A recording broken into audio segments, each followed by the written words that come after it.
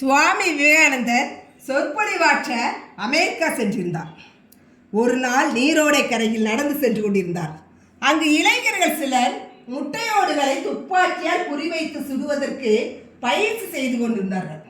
அவர்கள் முட்டையோடுகளை ஒரு நூலில் கட்டி நீரோடையில் மிதக்க விட்டிருந்தார்கள். அந்த நூல் நீரோடை கரையில் இருந்த ஒரு சிறிய ஒரு கல்லில் கட்டப்பட்டிருந்தது. நீரோடை நீரின் அசைவுக்கு ஏற்ப நூலில் கட்டப்பட்டிருந்த முட்டையோடுகள் லேசாக அசைந்து கொண்டிருந்தன. இளைஞர்கள் பாலத்தில் நின்று ஓடை நீரில் அசைந்து கொண்டிருக்கும் முட்டையோடுகளை சுடுவதற்கு முயற்சி செய்து கொண்டிருந்தார்கள்.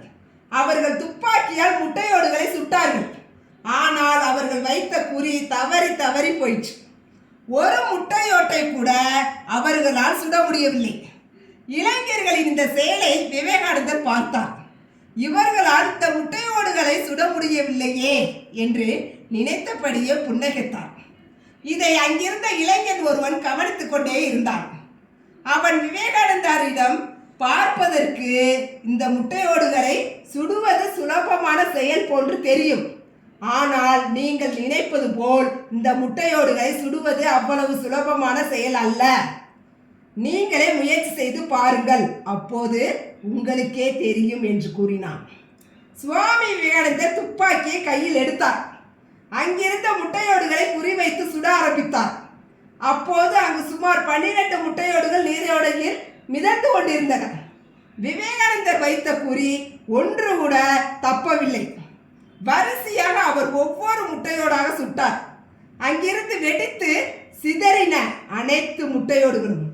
இதை பார்த்த அங்கிருந்த இளைஞர்கள் பெரிதும் வியப்படைந்தார்கள். அவர்கள் விவேகானந்தரிடம், நீங்கள் துப்பாக்கி சுடுவதில் ஏற்கனவே நல்ல பயிற்சி பெற்றவராக இருக்க வேண்டும். அதனால்தான் நீங்கள் அத்தனை முட்டையோடுகளையும் ஒரு குறி கூட தவறாமல் சுட்டீர்கள் இல்லையா என்று கேட்டார்கள்.